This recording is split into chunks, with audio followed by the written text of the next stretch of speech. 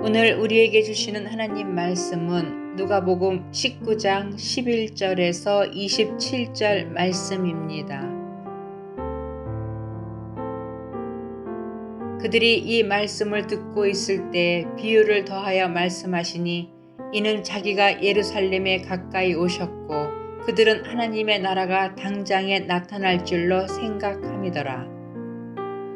이르시되 어떤 귀인이 왕위를 받아가지고 오려고 먼 나라로 갈 때에 그 종 열을 불러 은하 10문화를 주며 이르되 내가 돌아올 때까지 장사하라 하니라.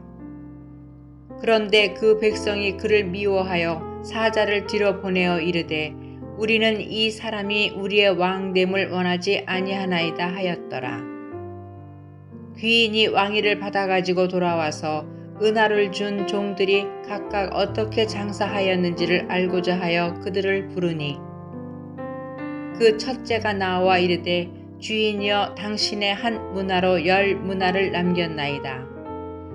주인이 이르되 잘하였다 착한 종이여 내가 지극히 작은 것에 충성하였으니 10고을 권세를 차지하라 하고 그 둘째가 와서 이르되 주인이여 당신의 한 문화로 5문화를 만들었나이다. 주인이 그에게도 이르되 너도 5고을을 차지하라 하고 또 한 사람이 와서 이르되 주인이여 보소서 당신의 한 문화가 여기 있나이다. 내가 수건으로 쌓아두었었나이다. 이는 당신이 엄한 사람인 것을 내가 무서워함이라. 당신은 두지 않은 것을 취하고 심지 않은 것을 거두나이다. 주인이 이르되 악한 종아 내가 내 말로 너를 심판하노니 너는 내가 두지 않은 것을 취하고 심지 않은 것을 거두는 엄한 사람인 줄로 알았느냐. 그러면 어찌하여 내 돈을 은행에 맡기지 아니하였느냐. 그리하였으면 내가 와서 그 이자와 함께 그 돈을 찾았으리라 하고 곁에 섰는 자들에게 이르되 그 한 문화를 빼앗아 10문화 있는 자에게 주라 하니 그들이 이르되 주여 그에게 이미 10문화가 있나이다. 주인이 이르되 내가 너희에게 말하노니 무릇 있는 자는 받겠고 없는 자는 그 있는 것도 빼앗기리라. 그리고 내가 왕됨을 원하지 아니하던 저 원수들을 이리로 끌어다가 내 앞에서 죽이라 하였느니라.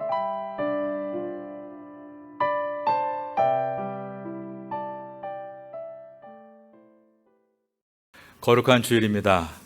이 주일에 하나님을 사랑함으로 예배 참석하신 여러분 모두에게 주님의 은혜와 사랑이 함께 하시기를 예수님의 이름으로 축원합니다. 오늘은 파테야 선교교회가 창립된 지 16주년이 되는 날입니다. 파테야 선교교회는 2006년 3월 5일에 파타야 랜드마크 호텔에서 초대 담임 목사님이신 이창규 목사님과 5명의 성도가 주일 예배를 드림으로 시작이 되었습니다. 창립 5주년이 될 때까지 이창규 목사님께서 심우하셨고 그 이후에 제가 2012년 2월에 부임해서 3월 첫 주일에 창립 6주년 기념 예배를 인도함을 시작으로 해서 올해 16년까지 10년간 기념 예배를 인도하고 있습니다. 지난 16년 동안 파타야 선교교회는 사람의 뜻이 아니라 하나님의 뜻대로 이끌리심을 받기 위하여 부단하게 깨어 있으려고 노력해 왔습니다. 지난 16년 동안 파타야 선교교회는 주변의 많은 사람들로부터 칭찬을 받았을 것입니다. 그리고 비판의 소리도 있었을 것입니다. 그러나 16주년을 맞이하면서 우리가 들어야 될 소리는 사람의 소리가 아니라 하나님의 소리입니다. 과연 하나님께서 파테야 선교교회를 뭐라고 말씀하고 계실지 우리가 들어야 되는 유일한 소리는 바로 하나님의 음성인 것입니다. 우리는 오늘 교회 창립 16주년 감사 예배를 드리면서 초심으로 돌아가자의 설교로 만족해서는 안 됩니다. 주님의 꿈, 주님의 비전을 이루기 위해 초심보다 더 낮아져야 한다라는 메시지를 들어야 하는 것입니다. 저희 교회는 10년 전부터 교회의 비전을 새가족 성경 책자에 기록해 놓고 있습니다. 새가족 성경 책자에 보면 이렇게 기록이 되어 있습니다. 저를 한번 따라하겠습니다. 성령 공동체, 예배 공동체, 말씀 공동체, 선교 공동체. 사탄은 늘 두 개의 공동체를 무너뜨리려고 합니다. 바로 하나는 가정이고 하나는 교회입니다. 왜냐하면 교회를 하나님이 세우셨고 가정도 하나님이 세우셨기 때문입니다. 우리 가족의 구성원은 우리가 선발한 것이 아닙니다. 태초로부터 하나님이 예정하셔서 가족으로 묶어주신 것입니다. 사랑은 분명 우리가 하는 것입니다. 그러나 가정은 하나님께서 만드시는 것입니다. 사랑이 가정 관계를 지키는 것은 아닙니다. 사랑이 있다고 가정을 지키고 사랑이 식었다고 가정을 파괴할 수 없다는 것입니다. 태초부터 계획하신 하나님의 섭리 가운데 가정이 세워졌기에 이 가정은 우리가 지켜가야 한다라는 것이 하나님의 가르침입니다. 그러므로 가족의 하나됨을 힘써 지켜나가야 합니다. 가족의 특징은 하나됨과 또 하나의 특징은 다양성에 있습니다. 같은 가족이지만 나와 같은 사람이 아니라는 것입니다. 아내와 남편이 다릅니다. 심지어 우리의 피를 받고 태어난 자녀들도 우리와 다릅니다. 같은 가족이지만 각자 성격과 개성이 다르고 취미가 다르고 잘하는 것도 다릅니다. 분명히 우리 가족은 하나인데 다양하다는 것입니다. 이것이 얼마나 사랑스러운 일인지 모릅니다. 가족 안에 능력 있는 사람이 있는가 하면 가족 안에 돌봄이 필요한 사람도 있습니다. 하나님이 만드신 가족의 가장 큰 특징은 이와 같은 하나됨과 다양함, 유니티와 다이버시티입니다. 그런데 영적인 가족인 교회도 똑같다는 것입니다. 모든 성도는 우리가 선발하는 것이 아니라 하나님께서 계획하시고 우리 공동체로 묶어주신 것입니다. 가정에 차별이 있으면 가족 전체가 불행하듯이 교회도 차별이 없어야 합니다. 왜냐하면 차별이 있는 이 세상 속에서 예수님의 보배로운 피로 모든 차별이 철폐된 곳이 교회이기 때문입니다. 우리 교회에서는 나와 남이 다르다는 차이를 인정하고 그것을 누릴 수 있어야 합니다.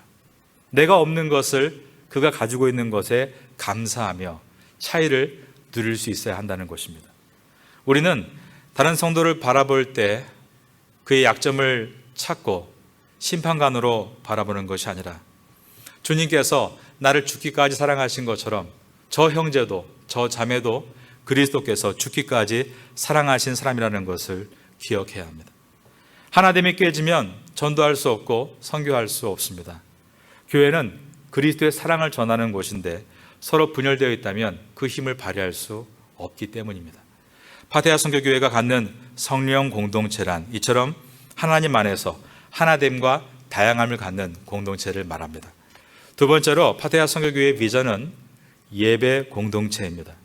우리는 주일날 성전에서 예배를 드립니다. 그러나 이 예배에서의 성공은 월요일부터 시작하는 생활 예배에서부터 시작이 됨을 늘 강조합니다. 주일 예배의 성공은 월요일부터 시작되는 생활 예배에서다. 평일에 주어진 하루의 시간 속에서 하나님과의 만나는 경건의 시간을 갖고 하루를 예배자로 살아간다는 의미입니다. 교회의 도움을 받아서 월요일부터 금요일까지 새벽 예배에 나와서 첫 시간을 주께 드리고 하루를 생활하면 유익하고 혹은 금요일 저녁에 금예배 나와 예배 드릴 수 있습니다. 환경이 어려운 분들에게는 새벽에 설교한 내용들이 유튜브에 올라오는 7시 반에 맞춰서 그 말씀을 듣고 가정에서 쓰고 묵상하면서 하루의 첫 시간을 주께 드리고 예배자의 삶을 하루 동안 살아갈 수 있습니다. 왜 이렇게 우리가 예배 공동체를 꿈꾸는 것입니까? 왜냐하면 예배를 통하여 성도는 변화될 수 있기 때문입니다. 이 땅의 변화를 위해 하나님은 워커, 일꾼을 찾으시지 않고 워시퍼, 예배자를 찾으시기 때문입니다. 이 말은 아무 일도 하지 말고 예배만 드려라 그런 뜻은 결코 아닙니다. 열심히 일해야 합니다. 열심히 공부해야 합니다. 이 말의 뜻은 우선순위를 분명히 하라는 데 있습니다. 하루에 1시간 예배 드린다고 일할 시간을 뺏기는 것은 결코 아닙니다. 우리가 기억해야 될 것이 있습니다. 진정한 예배자는 게으른 사람이 없다는 사실입니다. 하나님은 오늘도 예배하는 사업가, 예배하는 학생, 예배하는 사역자를 찾고 계십니다. 진정한 예배자가 되면 말꾼이 아니라 없는 곳에서도 주를 위해 묵묵히라는 진정한 일꾼이 될 수 있습니다. 세 번째로 파테아 선교교회의 비전은 말씀 공동체입니다. 성경은 하나님께서 인간의 손을 통해 쓰신 하나님의 언어입니다. 성경은 진리의 표준입니다. 진리의 파편이 아니라 진리 그 자체입니다. 저는 강단에 서서 말씀을 전하는 설교자이기 전에 항상 목양실에서 말씀을 배우는 학생의 함을 깨닫습니다. 제가 학생의 길을 포기할 때 온전한 설교자가 될 수 없고 설교의 목적인 진리를 바로 세울 수 없기 때문입니다. 하나님은 사랑이십니다. 그런데 하나님은 또한 진리이라는 것을 잊어서는 안 됩니다. 진리가 사랑으로 뜨거운 생명을 얻는다면 사랑은 진리를 통해서 분명한 방향을 얻기 때문입니다. 만일 진리가 없이 사랑만 있다면 그것은 연합이 아니라 야합이 될 수 있습니다. 성경에서 남녀 간의 사랑을 사랑이라 말씀하고 있기 때문에 우리가 그 사랑을 지켜나가는 것입니다.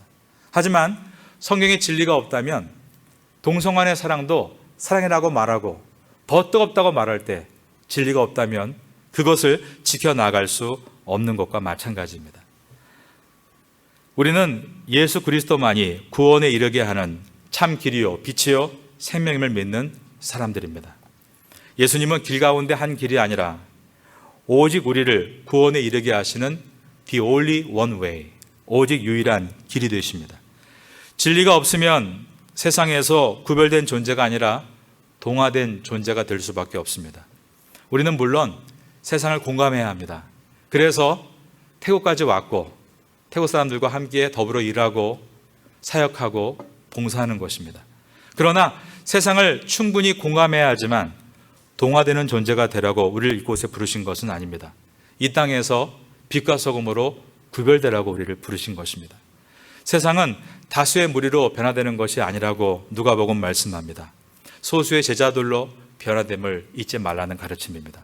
10,000명의 무리보다 주께 훈련받은 10명의 제자로 세상은 변하는 것이다. 우리는 자녀들을 주일에 하루만 교회학교 선생님께 맡기고 예배로 만족하지 않고 6일 동안도 자녀들을 집에서 말씀으로 가까이 할 수 있도록 돌봐주어야 합니다. 말씀을 읽게 도와주고 말씀을 암송할 수 있도록 도와주어야 합니다. 그리고 부모와 자녀가 함께 묵상하는 가정이 되면 좋겠습니다.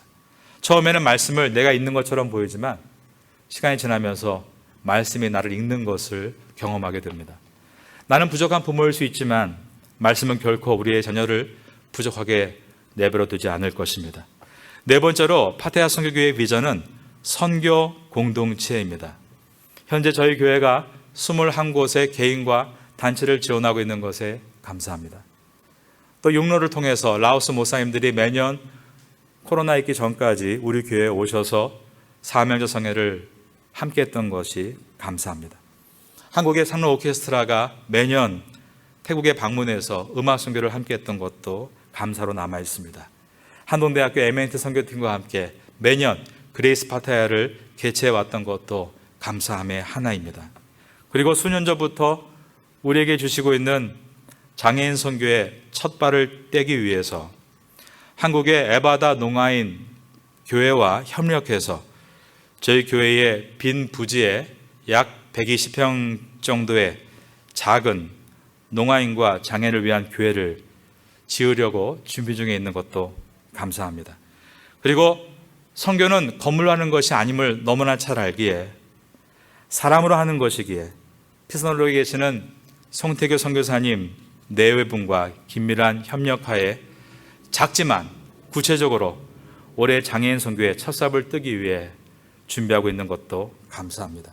오늘 창립 16주년을 맞이하는 예배를 통해서 우리 모두가 이러한 주님의 은혜에 감사하며 다시 한번 말씀을 통해서 주의 비전을 받을 수 있는 이 아침 될 수 있기를 예수님의 이름으로 축원합니다. 오늘 본문의 첫 절인 누가복음 19장 11절을 보겠습니다. 그들이 이 말씀을 듣고 있을 때에 비유를 더하여 말씀하시니 이는 자기가 예루살렘에 가까이 오셨고 그들은 하나님의 나라가 당장에 나타날 줄로 생각함이더라. 십자가를 지시기 위해 예루살렘으로 가시는 예수님은 이제 여행의 마지막 종착점에 다다르고 계셨습니다. 그런데 그 당시에 유대인들이 갖고 있던 메시아 사상은 예수님이 예루살렘에 입성하시자마자 당장 왕이 되시고 자신들 로마의 압제에서 풀어주고 곧바로 다윗 시대와 같은 이스라엘의 전성기를 우리에게 줄 것이라고 생각했습니다. 그래서 11절 하반절에 보면 그들은 하나님의 나라가 당장에 나타날 줄로 생각함이더라라고 되어 있는 것입니다. 그들이 생각한 하나님의 나라는 정치적으로 해방되고 경제적으로 부흥하는 나라였습니다. 예수님은 이러한 그들의 잘못된 생각을 교정시키시기 위해서 비유로 말씀을 시작하십니다. 12절을 봅니다. 이르시되 어떤 귀인이 왕위를 받아가지고 오려고 먼 나라로 갈 때에, 이 비유에서 귀인은 예수님을 가리킵니다. 예수님이 왕위를 받기 위해 먼 나라로 가신다라는 뜻은 예수님은 예루살렘에 올라가서 이스라엘의 왕으로 곧바로 등극하시는 것이 아니라 예루살렘에서 십자가 위에 오르시고 죽으시고 부활하셔서 하늘로 승천하신 후에 그곳에서 왕위를 가지고 돌아오실 것임을 예언하고 계셨습니다. 그러므로 이 비유의 목적은 예수님이 예루살렘에 입성하시면 당장 왕이 되시고 하나님의 나라가 이루어질 것이라는 그들의 잘못된 생각을 교정하시고, 예수님은 예루살렘을 입성하신 후에 곧바로 이스라엘의 왕이 되는 것이 아니라 십자가 위에서 온 인류의 죄를 대신해 죽으시고 부활하시고 하늘로 승천하셔서 훗날 온 우주의 왕으로 오실 것이라는 것을 말씀하기 위해서였습니다. 그러므로 예수님의 하늘로의 승천과 예수님의 재림을 통해 하나님의 나라가 완성될 때까지는 상당한 시간이 소요될 수 있음을 우리에게 보여주고 계십니다. 예수님께서는 이 비유를 통해서 귀인이 먼 나라로 가기 전에 종 10명을 불러서 은화 한 문화씩을 나누어 주었다라고 했습니다. 13절입니다. 그 종 10을 불러 은화 10문화를 주며 이르되 내가 돌아올 때까지 장사하라 하니라. 문화는 헬라 시대와 로마 시대 때까지 귀금속의 중량을 표현하는 단위였습니다. 은화 1문화는 100데나리온의 가치로서 노동자가 100일을 일하고 벌 수 있는 가치였습니다. 하루를 일하고 가령 10만 원을 번다고 가정한다면 1문화는 1000만 원 상당의 은이었던 것입니다. 귀인은 10명의 종들에게 한 문화씩, 즉 1천만 원씩을 주면서 내가 돌아올 때까지 장사하라라고 했습니다. 그런데 사회 분위기가 귀인을 미워하기 시작했고 귀인이 쉽게 왕위를 받아 돌아올 것 같지 않는 분위기로 변하고 있었습니다. 14절입니다. 그런데 이 백성이 그를 미워하여 사자를 뒤로 보내어 이르되 우리는 이 사람이 우리의 왕됨을 원하지 아니하나이다 하였더라. 이것은 유대인들이 갑작스럽게 예수님을 미워하고 예수님을 메시아로 받아들이지 않고 오히려 로마인들에게 내 맡김으로 십자가에 달려 죽게 될 것을 지금 미리 예표하고 계십니다. 하지만 귀인은 그러한 방해에도 불구하고 반드시 왕이 되어 돌아오게 될 것이다 라고 하셨습니다. 15절입니다. 귀인이 왕위를 받아가지고 돌아와서 은화를 준 종들이 각각 어떻게 장사했는지를 알고자 하여 그들을 부르니, 이 말씀은 성도들이 이 땅에서 어떠한 삶을 살았는지에 대해서 재림하시는 날에 반드시 결산할 날이 올 것이다 라고 하신 것입니다. 10명의 종들 중에 3사람의 예가 나와 있습니다. 첫 번째 사람은 귀인에게 받은 한 문화를 가지고 장사해서 10문화를 남겨왔습니다. 16절입니다. 그 첫째가 나와 이르되 주인이여 당신의 한 문화로 10문화를 남겼나이다. 귀인은 기뻐하며 그를 칭찬하는 내용이 17절입니다. 주인이 이르되 잘하였다 착한 종이여 내가 지극히 작은 것에 충성하였으니 10고을 권세를 차지하라 하고, 두 번째 사람의 예가 18절에 나옵니다. 이 종은 귀인에게 받은 한 문화를 가지고 장사해서 5문화를 남겨왔습니다. 그 둘째가 와서 이르되 주인이여 당신의 한 문화로 5문화를 만들었나이다. 그러자 귀인은 이 종도 칭찬을 했습니다. 19절에서 주인이 그에게도 이르되 너도 5고을을 차지하라 하고 라고 되어 있는 것입니다. 그런데 세 번째 예로 귀인에게 받은 한 문화를 가지고 장사하지 않고 그대로 가지고 온 종이 있습니다. 20절입니다. 또 한 사람이 와서 이르되 주인이여 보소서 당신의 한 문화가 여기 있나이다. 내가 수건으로 쌓아 두었었나이다. 이 종은 자기가 왜 한 문화로 장사하지 않고 그냥 수건에 쌓아 두었는지에 대해서 설명하기를 시작합니다. 21절입니다. 이는 당신이 엄한 사람인 것을 내가 무서워함이라. 당신은 두지 않은 것을 취하고 심지 않은 것을 거두나이다. 여기서 당신은 두지 않은 것을 취하고 심지 않은 것을 거두는 분이다라고 하는 말은 당신은 투자하지 않고 이윤을 취하고 싶어하는 사람이라는 뜻입니다. 그래서 원금을 잃어버리는 것이 가장 큰 죄일 거라고 생각을 했기 때문에 자기는 그 원금 일 문화를 그냥 수건에 쌓아두었다라고 말을 했습니다. 그러자 주인의 논박이 시작이 됩니다. 22절입니다. 주인이 이르되 악한 종아 내가 내 말대로 너를 심판하노니 너는 내가 두지 않은 것을 취하고 심지 않은 것을 거두는 엄한 사람인 줄로 알았느냐. 주인은 이 종에게 악한 종아라는 말로 시작합니다. 내가 내 말로 너를 심판하노니 너는 내가 두지 않은 것을 취하고 심지 않은 것을 거두는 엄한 사람인 줄로 알았느냐. 이 말의 뜻은 나를 투자하지 않고도 이윤을 취하고 싶어하는 자라고 나를 폄하한 것이 악하다는 말씀이었습니다. 그러면서 내 말대로 내가 투자하지 않고 이윤을 취하는 자라면 내가 왜 그 긴 시간 동안 일 문화를 너에게 맡겼겠느냐. 그냥 은행에 맡겼다면 이자와 함께 찾지 않았겠느냐. 23절입니다.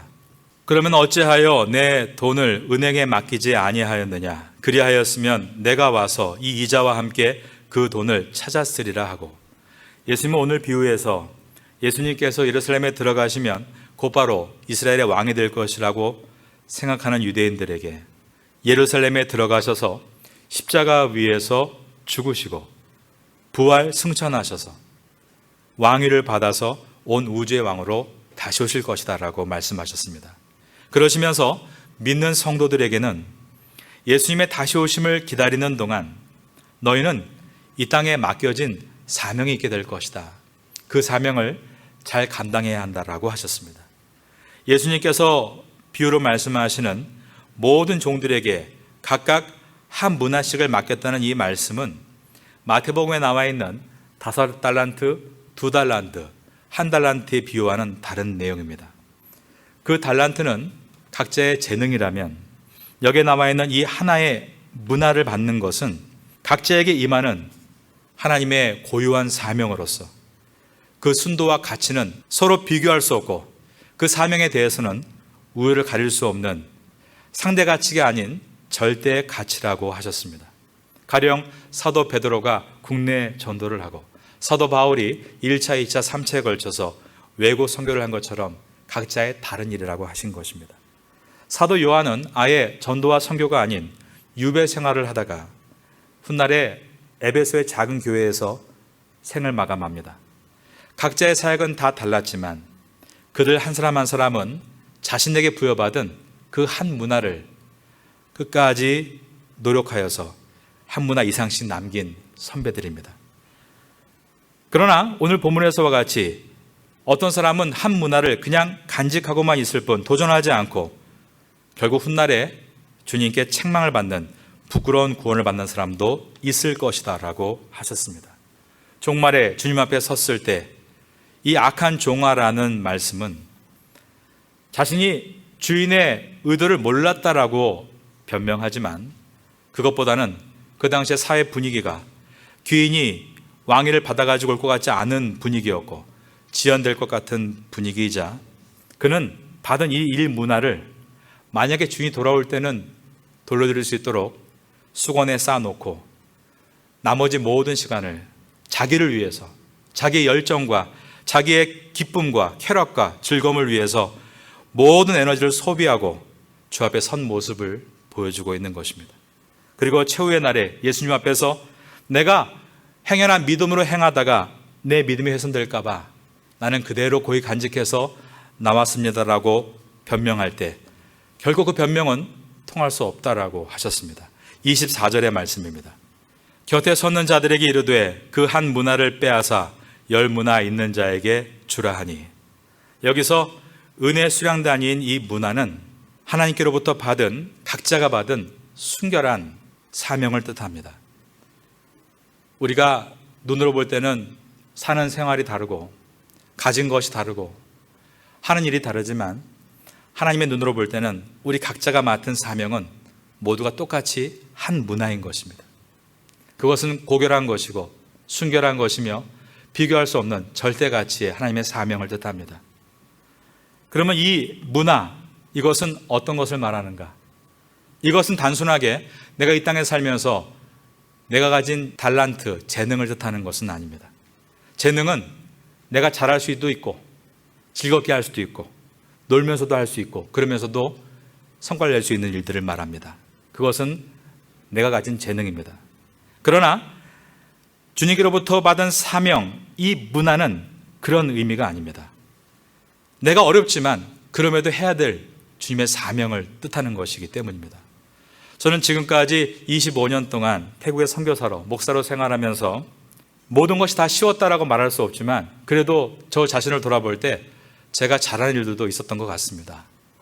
선교에 대해서도 태국말로 무엇을 하고 또 어떤 결과를 내고 목회도 어떻게 하고 그런 것들에 대해서 저 나름대로는 그것이 어려운 일만이 아니라 많은 사람에게 칭찬도 받을 수 있었고 용기도 얻을 수 있었고 위로도 받고 오히려 그 일을 하면서 그 성과에 대해서 만족을 얻는 일이기도 했습니다. 그런데 저에게 주어진 문화, 제일 어려운 것은 사실 저에게는 장애인 선교입니다. 지금까지 한 선교 중에 이것만큼 두려운 일이 없고 이것만큼 자신이 없는 일이 없는 것 같습니다. 어쩌면 저희 막내 아이가 장애로 태어나서 지금까지 봐왔기 때문에 더 그런 마음이 있는지도 모르겠습니다. 그러나 장애인 선교가 이 태국 땅에 절실하게 필요한 것을 알았기에 이것을 오랫동안 기도했지만 사실 어느 때에는 하나님께서 이 기도에 대해서 그때는 허락하지 않는 것도 깨달은 적이 있습니다. 가령 아이가 어렸을 때 이 아이를 위한 마음이 있을 때는 길을 열어주지 않는다는 생각이 들었습니다. 왜냐하면 그때 길을 열어주시면 그 모든 생각이 우리 아이와 연결될 것이기 때문이었습니다. 그때 깨달은 것은 나중에 하나님께서 이 문화를 나에게 맡기시겠구나. 아이가 15살이 되자 정말로 그런 일들이 교회 안에 또 저 개인적으로 보는 것을 통해서 기쁜 일도 있지만 두려움이 더 많습니다. 왜냐하면 이 문화는 제가 쉽게 감당할 수 없는 문화이기 때문입니다. 혹시 여러분은 어떤 문화를 갖고 계십니까? 내가 잘하고 즐겁게 하고 심지어 내가 취해서 살면서도 눈 감고도 할 수 있는 그런 일들 말고 내가 하나님 앞에서 깨어서 늘 긴장하면서도 할 수 없는 어려운 사명을 여러분 어떤 일을 맡고 계십니까? 많은 사람들이 장애인 선교에 대해서 하는 말들은 비관적인 말입니다. 한국에 있는 교회들 중에 장애인 선교를 시작한다 할지라도 99%가 잘 안 된다고 말합니다. 한국은 장애인 선교를 하면 국가의 보조금이 있어서 많은 도움이 되는데 태국은 아무것도 없는데 그것이 가능하냐라고 말합니다. 저도 사실 그래서 어쩌면 제 마음속에 이 문화만큼은 피하고 싶어서 보자기에 싸고 있었는지도 모릅니다. 그러나 하나님께서 우리에게 주시는 말씀은 그렇지 않다는 것입니다. 깨어서 그 일을 감당하는 것이 창립 16주년을 준비하고 맞이하면서 우리가 걸어가야 될 또 다른 꿈이라고 말씀하십니다. 훗날 우리가 큰 일을 하지 못한다 할지라도 한 문화를 했다 할지라도 훗날의 사람들이 정말 주님의 그 비전 한 문화를 위해서 사랑하는 이들이 이 파타에 살고 있었다. 이것을 남겨놓는다면 또 다른 믿음의 후배들이 우리의 일들을 통해서 새로운 문화를 이루어낼 것을 믿습니다. 파타야 선교교회가 이 일을 감당할 수 있기를 바라고 여러분의 개인에게도 여러분의 가정에게도 비록 어렵지만 여러분에게 주신 그 문화를 보자기에 싸고 접어두지 마시고 다시 꺼내서 담대하게 사명을 감당해서 그 일들을 열매로 맺혀가는 우리 모두가 될 수 있기를 마지막으로 예수님의 이름으로 축원합니다.